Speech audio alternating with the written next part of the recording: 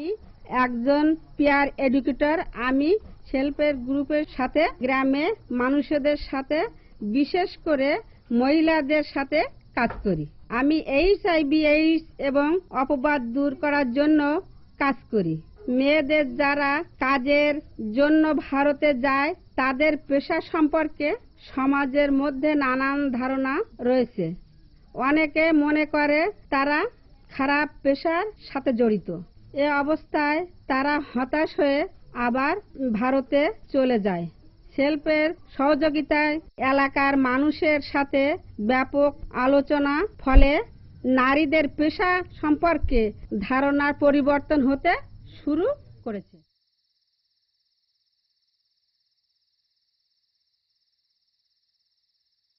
আমি self help গ্রুপের সাথে জড়িত থাকার কারণে এইডস ও যৌন রোগ সম্পর্কে বিস্তারিত জানতে পারি। ফলে কন্ডোম ব্যবহারের জন্য আমার স্বামীকে সহজে রাজি করাতে পেরেছি। আমার স্বামী দীর্ঘদিন ধরে ভারতে থাকে।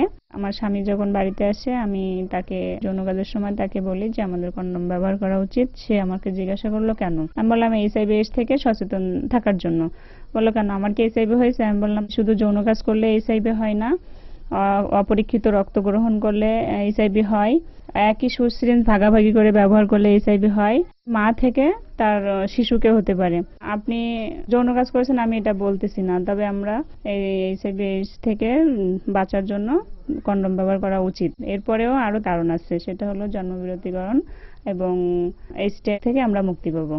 তারপরে সে আস্তে আস্তে বুঝতে চেষ্টা করলো। তারপরে বললো আচ্ছা ঠিক আছে, তো এটা কোথায় পাবো? আমি বললাম এটা আমাদের কমিউনিটি ক্লিনিকে পাওয়া যায়, মাঠ কর্মীরা আছে এদের কাছে পাওয়া যায় এবং বিনা পয়সা, এটা কেনা লাগে না। তারপরে বললো আচ্ছা ঠিক আছে। সেই থেকে আমরা কন্ডোম ব্যবহার করে আসছি, আমাদের আর কোনো সমস্যা হয় না।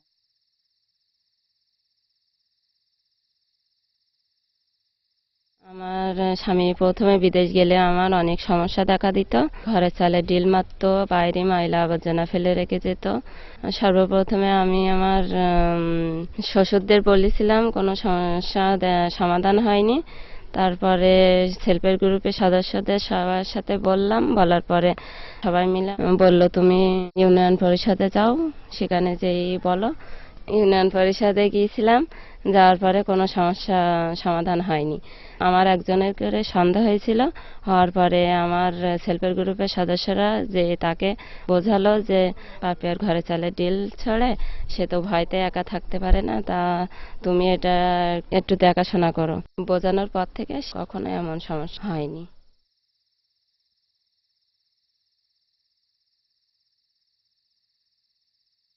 এই দুজন ক্লায়েন্ট সম্প্রতি HIV পজিটিভ হিসাবে চিহ্নিত হয়েছে। আমি তাদেরকে কেয়ার অ্যান্ড সাপোর্টের জন্য PLSIB সংস্থার সাথে যোগাযোগ করে দিয়েছি। পাশাপাশি তাদেরকে নিরাপদ যৌন সম্পর্ক এবং যৌন রোগের চিকিৎসার জন্য কাউন্সেলিং করেছি। HIV টেস্টিং এর জন্য ভিজিটি সেন্টারটি সাতক্ষীরা শহরের কেন্দ্রস্থল সদর হাসপাতালে অবস্থিত হওয়াতে প্রায় 21 লাখ লোক বিনামূল্যে এই সেবাটি নিতে পারছে। ইমপ্যাসিস প্রজেক্টের এই কার্যক্রমের সাথে জড়িত থেকে আমি খুব গর্বিত।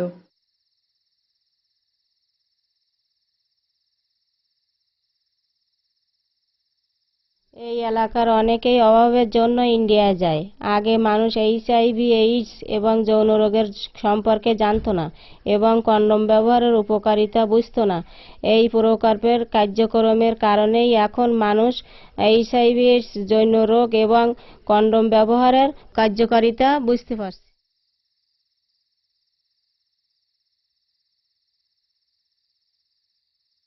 ইমপ্যাসিস প্রজেক্ট সাতক্ষীরা জেলায় ক্রস বর্ডার মোবাইল পপুলেশন নিয়ে কাজ করছে। ইতিপূর্বে কোনো অর্গানাইজেশন এই ধরনের কাজ করেনি। এই অঞ্চলের অনেক নারী পুরুষ পার্শ্ববর্তী দেশে গিয়ে বিভিন্ন ঝুঁকিপূর্ণ আচরণে যুক্ত হচ্ছে, যাতে HIV-তে আক্রান্ত হওয়ার যথেষ্ট সম্ভাবনা রয়েছে। ইতিমধ্যে বাংলাদেশ সরকারের সহযোগিতায় ইমপ্যাসিস প্রজেক্ট সাতক্ষীরা সদর হাসপাতালে একটি ভিসিটি সেন্টার স্থাপন করেছে। প্রজেক্টের কার্যক্রমকে বাংলাদেশ সরকার অত্যন্ত গুরুত্ব সহকারে নিয়েছে। এই প্রজেক্টের মেয়াদ শেষ হওয়ার পরেও বাংলাদেশ সরকার এই কার্যক্রম অব্যাহত রাখবে বলে আমরা আশাবাদী।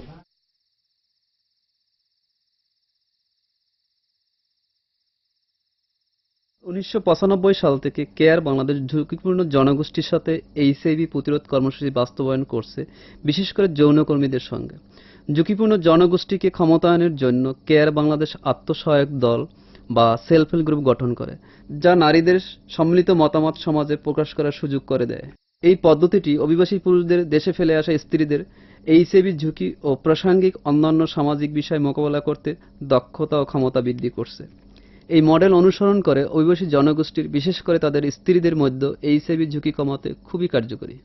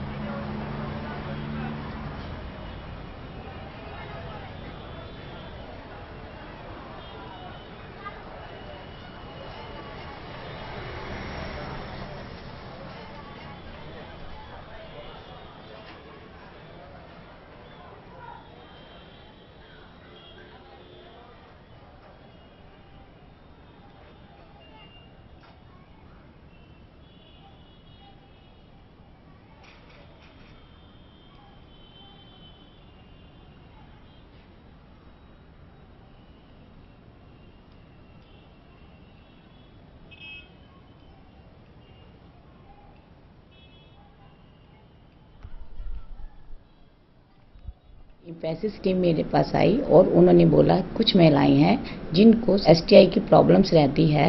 उसके बाद फिर वो लोग आना स्टार्ट हुए। पहले तो महिलाएं आना नहीं चाहती थी। हमारे सीबी जो गए कम्युनिटी में, स्लम में, उन्होंने बोला कि आपका चेकअप एक लीड डॉक्टर ही करेंगी। फिर महिलाएं मेरे पास आई और उनका मैंने इंटरनल चेकअप करके ट्रीटमेंट किया तो उन्हें काफ़ी रिलीफ मिला। इसी तरह से वो और महिलाएं भी लेके आई अपने आस पड़ोस की, जिससे उन्हें भी आराम मिला। जो ये बीमारी थी एसटीआई की, उससे ट्रीटमेंट करने से जो इम्प्रूवमेंट हुआ है तो वो लेडीज़ और लेडीज़ों को ला के भी बताती हैं। नहीं तो उसकी वजह से वीकनेस वगैरह और बॉडी पेन वगैरह और काफ़ी प्रॉब्लम्स आती थी। पहले जो लेडीज़ अपनी बातें नहीं कह पाती थी, अब वो अपनी आम जिंदगी में पहले से बहुत बेटर महसूस कर रही हैं और आस पड़ोस में रह के और औरतों को भी इस बारे में बताती हैं कि इस बीमारी का इलाज है और इससे आप ठीक हो सकते हैं।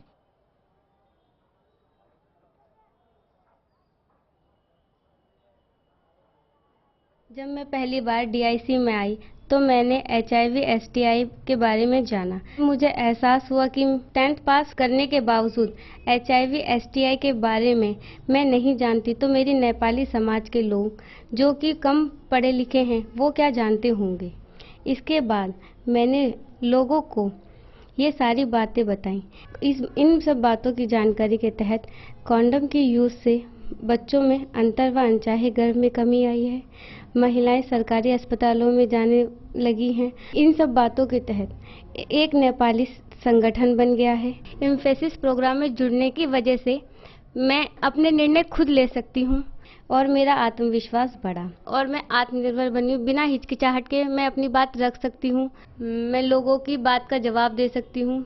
मैं एम्फेसिस की पेयर एजुकेटर हूँ और ये बनने के बाद मुझे बहुत खुशी है।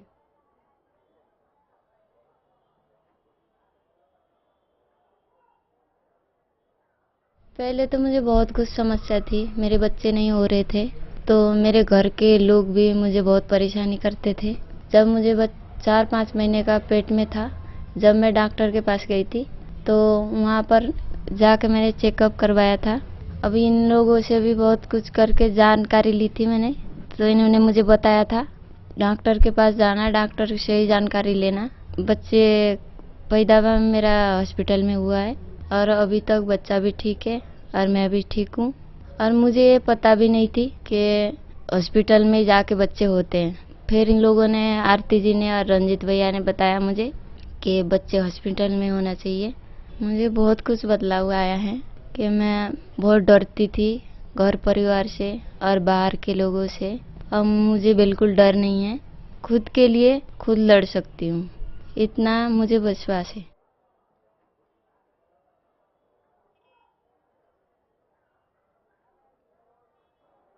मेरा नाम धर्मेंद्र सिंह है और मैं ICTC GTV हॉस्पिटल में काउंसलर हूँ। एम्फेसिस के लोग पहली बार आए थे 1-1.5 साल पहले। नेपाली और बंगला लोगों पे काम करते हैं ये माइग्रेंट पॉपुलेशन पे। तो इनके थ्रू हमारे यहाँ क्लाइंट आते हैं HIV टेस्टिंग के लिए, काउंसलिंग के लिए।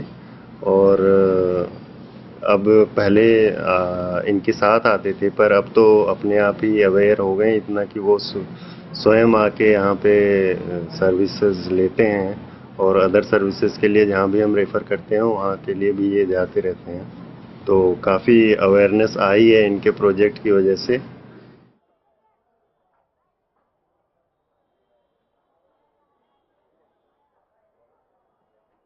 मेहरबानी है, इन लोग का ही मेहरबानी है, इन भाई सब का। तो इनकी वजह से हमारा बच्चे बस स्कूल जा रहे हैं, ये हमारी सबसे बड़ी खूबी है। बहुत खुश है हम। पहले समस्या ये थी कि हमें तो इतनी जानकारी थी नहीं, और दूसरी बात है इनकी जन्म पत्रिका थी नहीं, तो उससे इसलिए हमने कई बार कोशिश किया तो भर्ती हुआ नहीं। फिर भाई साहब ने हमें वो दिमाग दिया, अब स्कूल जाते हैं, हम बहुत खुश हैं। चलो, हम पहले ये काम करते थे, लड़की लोग हमारे साथ पढ़ा रहते थे, अब पढ़ा नहीं रहते, अब हम इसको पढ़ाते हैं। वरना तो अनपढ़ के अनपढ़ ही रहते हमारा बच्चे। पढ़ लिख के इनकी ज़िंदगी बन जाए, इससे अच्छा और क्या है, इससे ज़्यादा खुशी भी नहीं है माँ बाप को।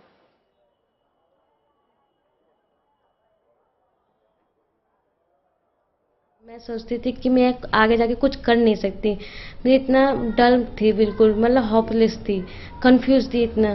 तो एम्फेसिस के टीम आए, पर एक बार आए थे, फिर दूसरी तीसरी बार आए, तब जाके मुझे इतना कॉन्फिडेंस हुआ अपने आप पर, तब जाके मैं इस चीज़ में जुड़ी हूँ। दूसरे मेरे मजाक उड़ाते थे कि ये लड़की बकवास करती है, ये बोलती रहती है। तब भी एक बार बोलते, 2 बार, तीसरी बार सब मुझे समझने लगे, फिर मेरे बातों को गौर करते। महिला को लेके मैं बैठ के मीटिंग करती हूँ और HIV के बारे में बताती रहती हूँ। अगर फिजिकल हैंडीकैप होकर बावजूद में अगर मैं बैठ जाऊँ तो शायद दुनिया अपाहिज हो जाएंगी। हर इंसान के अंदर टैलेंट होता है और मैं बहुत ज़्यादा खुश हूँ और मैं इतना नॉलेज हो चुके हैं मुझे कि मुझे किसी से आगे झुकने की कोई ज़रूरत नहीं है, मैं हर चीज़ का सामना कर सकती हूँ।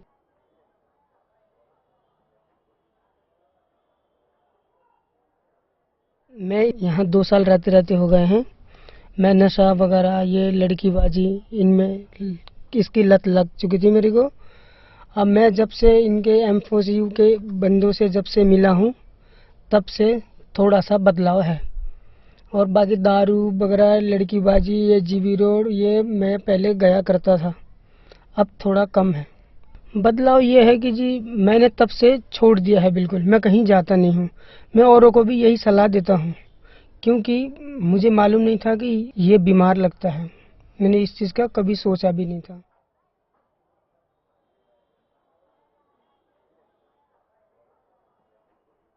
पहले जब नेपाली प्रवासी महिलाएं जब यहाँ पर आई थी तो उनकी परिस्थिति बहुत बुरी थी, लेकिन जब से एम्फेसिस प्रोग्राम आया तब से अब वो सक्षम हो गई हैं और सेंटर में आके ट्रेनिंग ले रही हैं और भी जो सुविधाएं आती हैं वो भी लेके अपना अर्निंग कर रही हैं। 2007 में हमारी जीआरसी जब यहाँ शुरू हुई थी, हम राजीव गांधी कैंप में काम करते थे, तब महिलाएं बहुत ही मानसिक दबाव में जी रही थी, बिल्कुल घर से बाहर नहीं निकलती थी।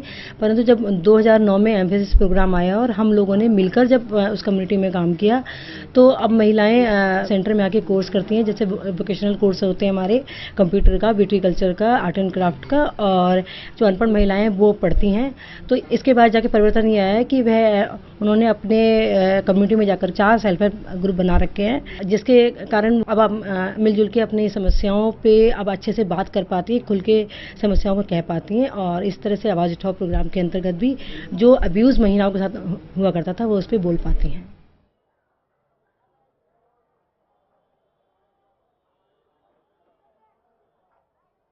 मैं दिल्ली में 22 साल से हूँ और मेरे 3 बच्चे हैं। अभी मेरी स्थिति इतनी ख़राब है, मेरे पति भी अपाहिज हैं, मैं भी अपाहिज हूँ। हम लोग कुछ ऐसा कर नहीं सकते।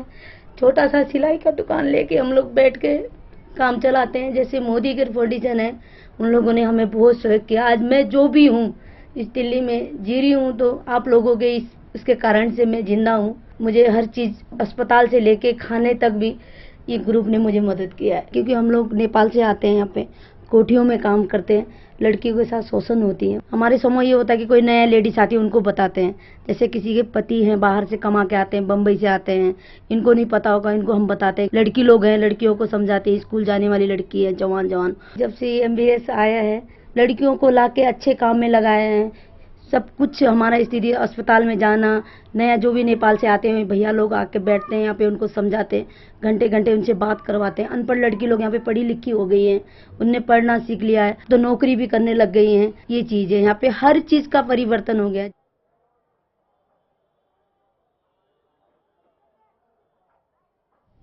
In India, the current engagement with government and non-government stakeholders, as well as with the community groups, will ensure sustainable provision of services for the cross-border migrant population and for people living with HIV.